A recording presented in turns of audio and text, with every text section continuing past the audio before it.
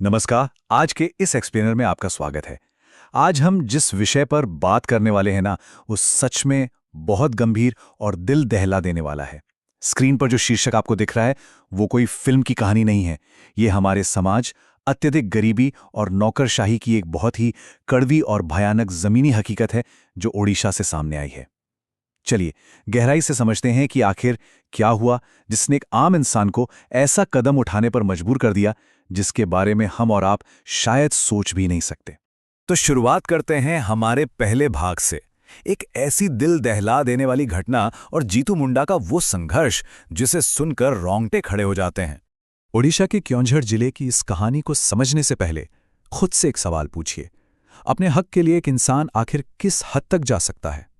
मतलब जब सिस्टम आपका साथ देना पूरी तरह से छोड़ दे और नियम कानून इंसानियत से भी बड़े हो जाएं, तब एक बेबस आदमी क्या करेगा?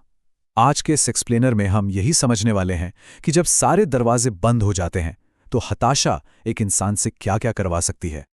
अब देखिए, इस पूरी भयानक त्रासदी के केंद्र में जो बात सबसे ज्यादा हैरान करती है ना, वो है एक छोटी सी रकम, सिर्फ 19,000 रुपए। जी हां, महज 19,000। शहरों में रहने वाले लोगों के लिए शायद ये रकम बहुत बड़ी ना हो, लेकिन जरा सोचिए, एक दिहाड़ी मजदूर के लिए ये उसकी पूरी जिंदगी की जमा पूंजी हो सकती है। ये सिर्फ एक नंबर नहीं है, बल्कि एक पूरे परिवार के सर्वाइवल और उनके हक की गारंटी है। और यहीं पे हताशा अपनी चरम सीमा पार कर जाती है।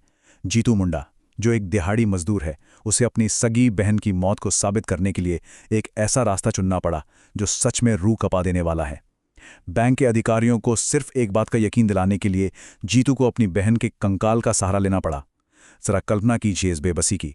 एक भाई जो पहले ही अपनी बहन को खो चुका है, उसे उसी सिस्टम के सामने इस कदर गिड़गिड़ाना पड़ा। आगे बढ़ते हैं हमारे दूसरे भाग की तरफ।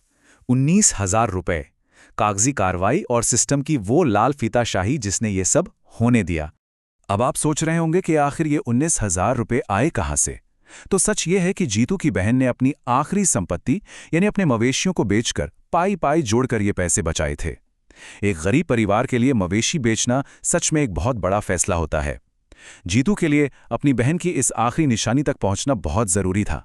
लेकिन दिक्कत क्या थी? दिक्कत यह थी कि उसके पास डेथ सर्टिफिकेट जैसे जरूरी कागजात नहीं थे, और बिना कागजात के बैंक के दरवाजे उस मेहनत की कमाई के लिए पूरी तरह से बंद थे। यहां हम दो बिल्कुल अलग दुनियाओं को टकराते हुए देख रहे हैं। एक तरफ एक गरीब और दुखी भाई की जीती जागती सच्चाई है। उसकी बहन अब इस दुनिया में नहीं है और उसे उन पैसों की बहुत सख्त जरूरत है। वहीं दूसरी तरफ क्या है?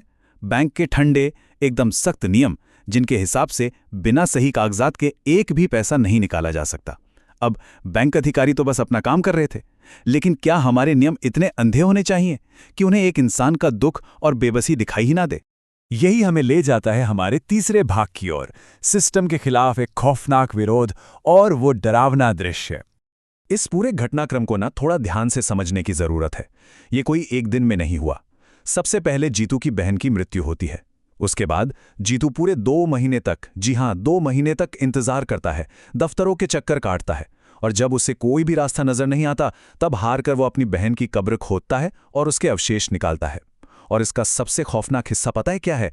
वो उन अवशेषों को अपने कंधे पर रखता है, लगभग 3 किलोमीटर तक पैदल चलता है और उन्हें सीधा ओडिशा ग्राम्य बैंक के बाहर रख देता है। अपनी बहन के अवशेषों को इस तरह कंधे पर ले जाना, ये सिर्फ दुख या हताशा नहीं थी, ये एक बहुत ही कड़ा और सच कहूं तो डरावना विजुअल प्रोटेस्ट था। जीतू को लगने लगा था कि बैंक उसकी बहन की मौत का यकीन ही नहीं कर रहा है। तो उसने सिस्टम की आंखें खोलने के लिए, उन्हें अपनी सच्चाई दिखाने के लिए ये खौफनाक तरीका चुना। ये उन कागजों के खिलाफ एक आम आदमी की चीख थी जो उसकी जीती जागती सच्चाई को झुठला रहे थे। और फिर आता है हमारा चौथा और आखिरी भाग, जब आखिरकार प्रशासन की नींद टूटी। आज के समय में हमारा सिस्टम कैसे काम करता है, ये उसकी बहुत ही निराशाजनक तस्वीर है। जीतू का इतना दर्द, उसकी वो बेबसी प्रशासन तक तब तक नहीं पहुंची जब तक कि इस पूरे विरोध का एक वीडियो इंटरनेट पर वायरल नहीं हो गया। मतलब अधिकारियों ने तभी दखल दिया जब एक इंसान का गहरा आघात दुनिया के लिए एक तमाशा बन गया। जब तक वीडियो नहीं था, तब तक वो सिर्फ एक ऐसा आदमी था जिसके पास सही फॉर्म या कागज नहीं थे। तो वीडियो वायरल होने के बाद प्रशासन की नींद टूटने पर क्या हुआ? जीतू को तुरंत प्रशासनिक राहत के तौर पर 20,000 रुपए की सहायता दी गई। और आखिरकार बैंक ने भी उसकी बहन की वो पूरी बचत, जो करीब 19,000 रुपए से थोड़ी ज्यादा थी, उसे जारी कर दी। तकनीकी रूप से देखें तो पैसे मिल गए, आर्थिक मामला सुलझ गया। लेकिन जरा सोचिए, ये समाधान जिस कीमत पर आया है, वो कीमत कितनी भारी है। स्क्रीन पर लिखा ये एक वाक्य इस पूरी घटना का एकदम सटीक निचोड़ है। एक ऐसी कहानी जिसने सिस्टम को हिला दिया, लेकिन एक इंसान को तोड़ने के बाद। पैसा तो जीतू तक पहुंच गया, लेकिन वो डरावनी तस्वीर हमेशा के लिए हमारे इतिहास में दर्ज हो गई। एक भाई जिससे अपनी बहन की मौत साबित करने के लिए कोई सरकारी कागज नहीं, बल्कि उसका कंकाल अपने कंधों पर उठाना पड़ा। बुनियादी मानवीयता जगाने के लिए इतनी भारी कीमत। सिस्टम हिला जरूर, लेकिन तब तक जीतू पूरी तरह से टूट चुका था। और इसी एक छुपते हुए सवाल के साथ हम आज के इस एक्सप्लेनर को खत्म करते हैं।